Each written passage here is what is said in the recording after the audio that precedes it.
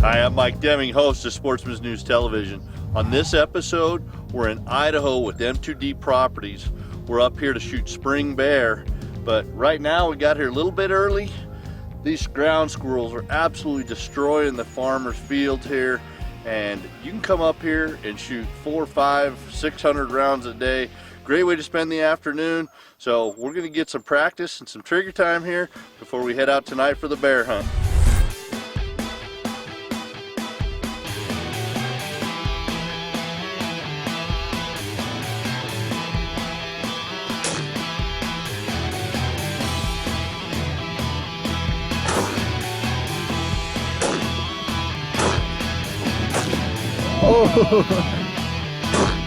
Oh, got him.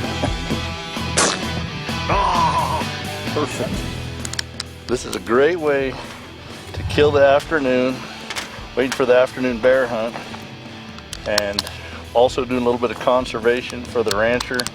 These things are absolutely annihilating their field, and almost nothing will grow here. The next step is poisoning them if we can't do enough damage. So you want to have a lot of fun, come up and book a spring bear hunt with M2D Properties and Sparky's got a good group of guys here. We've already checked some baits. There's bears hitting the bait. We just need to find the right one, get a break. If not, we'll smoke a whole bunch of squirrels and help the rancher out.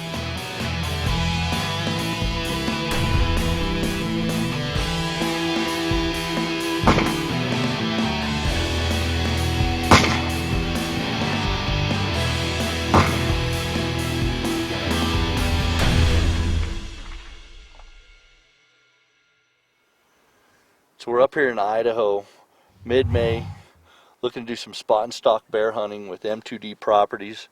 You know, a lot of people go all the way into Canada to bear hunt, and you just don't need to. Idaho's got so many bears up here, and Sparky runs a great property. He's got 25,000 private acres up here, numerous baits, and there is absolutely gobs of bears. So we've seen a few pretty big ones. Right now we're sitting about 1.5 miles off of some of these sites and some places where they've seen some of these bears. So we're hoping to find one with enough daylight, try and get some opportunity to get in and get a couple hundred yards, make a great shot.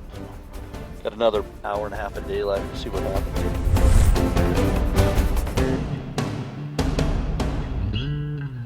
Yeah, just spotted our first bear. We're about a little over 1 mile from it. It's gonna hit one of the baits that's over there. It's coming in really cautious. So I think it's pretty young. It's going to cross a road here in just a minute, and that's kind of something we know the distance of it and how big it is. I'll be able to tell a little bit more. It's just too far to film from this distance. Really little bear.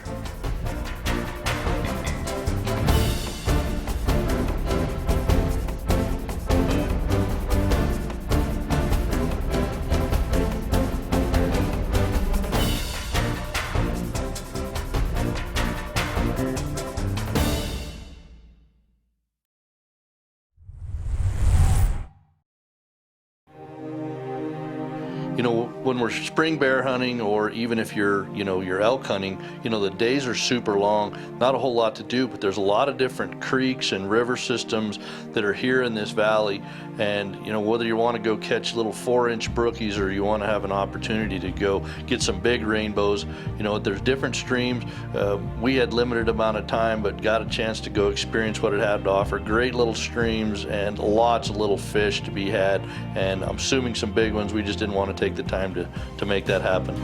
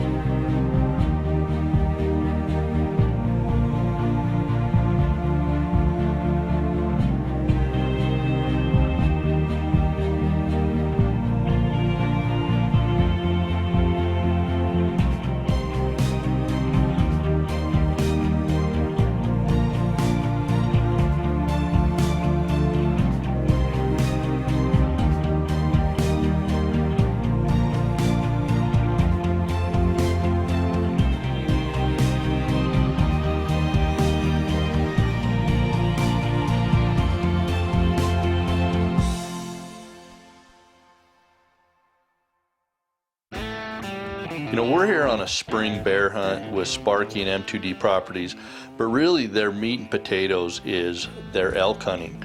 They've also got great whitetail hunting and mule deer if you can draw a tag, as well as antelope. But the elk hunting for archery is over the counter. It lasts nearly 4 weeks and all during the heart of the rut. And you know what, you can figure out what you're going to draw in other states and then still have this as a go-to opportunity. I mean, it's not uncommon to see 200 or 300 head of elk a day. I mean, Sparky's got basically the entire valley leased up where these elk are coming off the mountains, they're feeding, and they don't even go back up the mountain anymore because there's pressure on that public ground up there.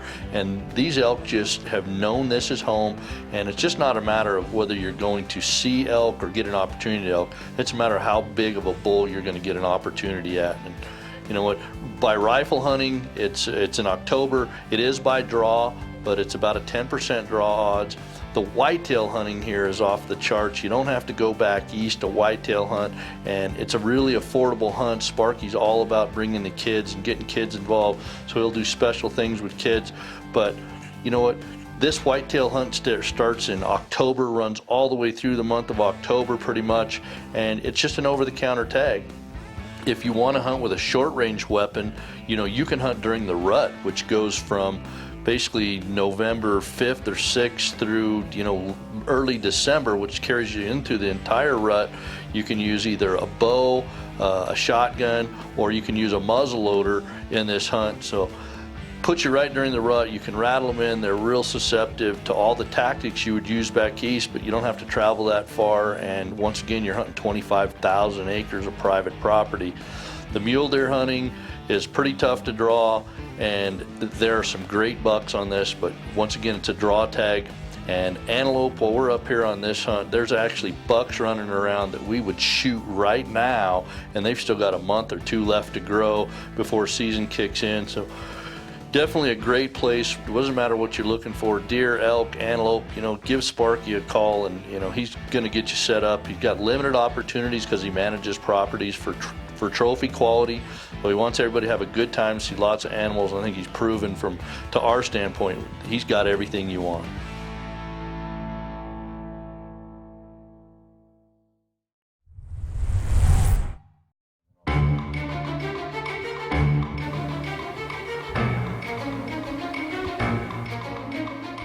So yesterday when we got up here, we saw a color phase bear coming to the bait.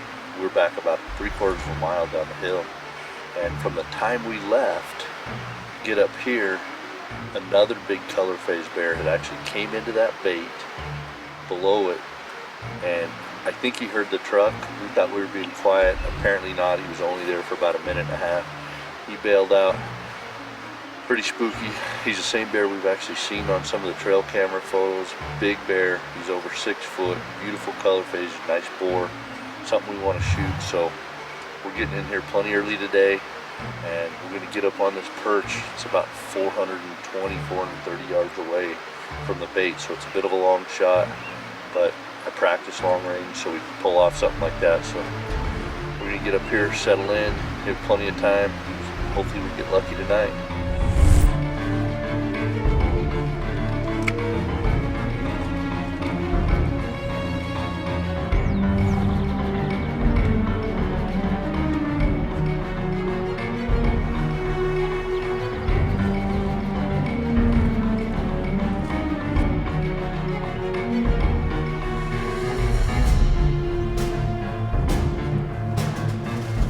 Bear.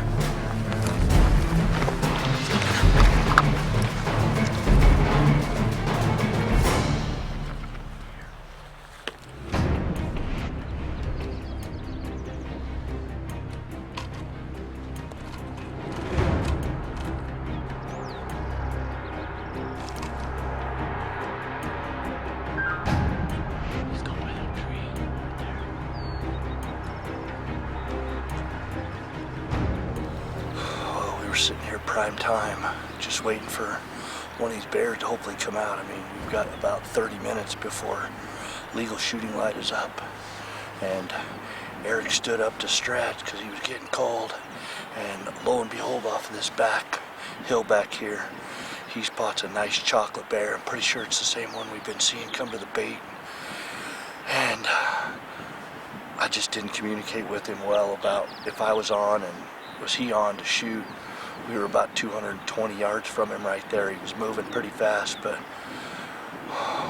Eric later found out he had him on, and I could have killed him, but you know, the bait's only 425 yards across here, so he was going down the hill last time we saw him, going down to the creek beds. We still got a little bit of time. Hopefully he comes out over there. We rebaited today, so hopefully we're set, man. We'll just sit and wait. See if we can bait him out.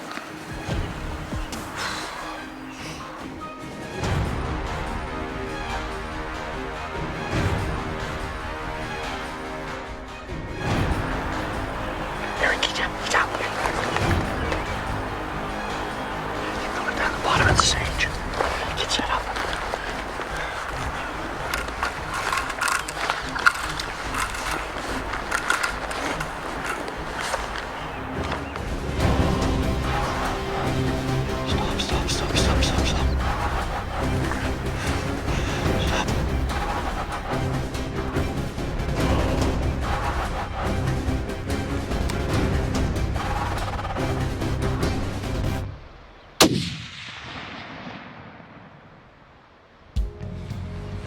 425 yards, baby. Dropped him in his tracks, and the 26 nozzle put the smack down on him with that Leupold scope. Holy smokes, man.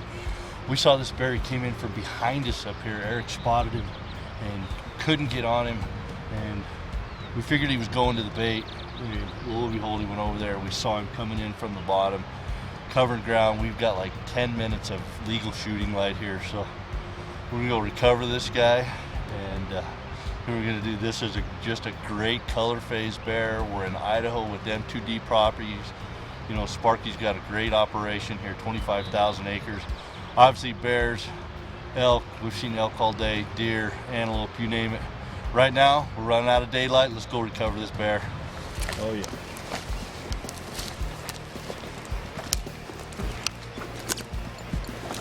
Oh yeah, baby. Yeah, we got her done, man. That was a smoke of a shot. 425 yards across that canyon there. Eric had seen him coming across the back there, kind of snuck up on us. We got pictures of this bear, beautiful color phase bear. Sparky had sent me photos of him. He couldn't be down here. We really wanted his son to get a chance to kill this, but I'm pretty happy that I got a chance. This is my 32nd bear. I love killing bears. Got my good friend Eric Christensen behind the camera, so about out of daylight here. Oh, I'm pretty excited. When it goes down fast and furious like that with the last few minutes of daylight, you got to make a really good shot. You got to bear down and make a good shot, and we did. And he didn't go probably 20 yards here, so we get him gutted out and get him in the truck. We'll celebrate. Sportsman's News does it again. We're gonna do one of these hunts with Sparky in 2017 with the Sportsman's News Pro Member Sweepstakes. So might have you up here doing this with us here in another year. Well, we killed a great bear here last night in Idaho with this over-the-counter tag. We shot him right at dark, so we had to save him till today to be able to get good photos and trophy photos of him. And now we're going to turn this guy into a rug. So I'm going to show you some tips and techniques on how to make a great rug out of this thing and not get that bodybuilder effect where there's cut in on the sides. And Stuart Frazier, owner of Itcher Mountain Outfitters, kind of showed me some tricks.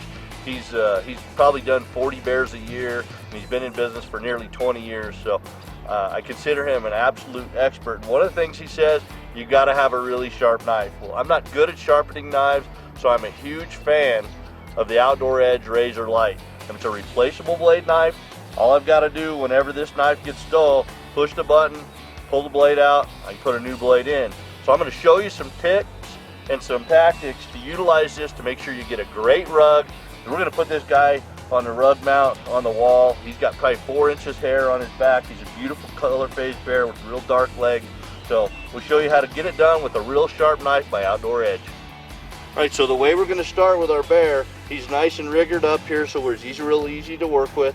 So what I'm going to do is I'm going to start here at the rectum, and I'm going to go down the back of each leg, right in the center of the leg. I'm going to do it on both sides, and we'll start working that up. And what that's going to do when that leg unwraps and comes out to become a rug, it makes sure it's nice and full on that other side so you don't have that bodybuilder effect.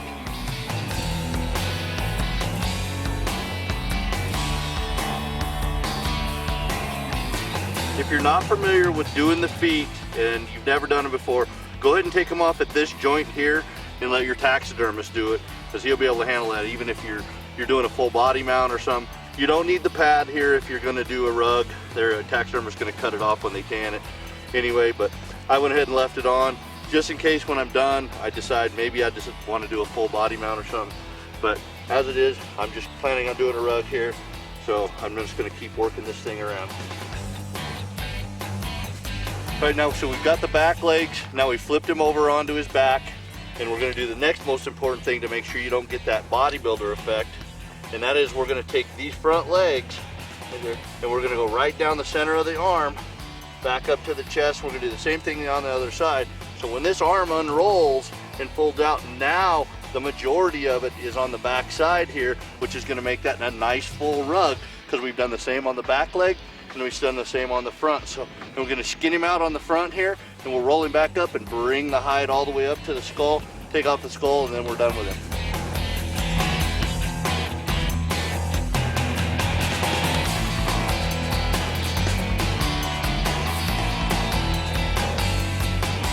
Hey, thanks for joining us on this episode of Sportsman's News Television. Super exciting for me to get out and kill some bears. Man, this is my 32nd bear. Couldn't happen with a greater group of guys. Eric Christensen behind the camera up here. Last trip I had James up here. Got to share it with Sparky, who runs this place. So, you know what? His bears are good, but you know what? He's really known for his elk, his whitetail, his mule deer, his antelope up here. So, wasn't like the bears wasn't pretty good. Thanks for joining us on this episode. Tune in next month. We'll have another great show for you.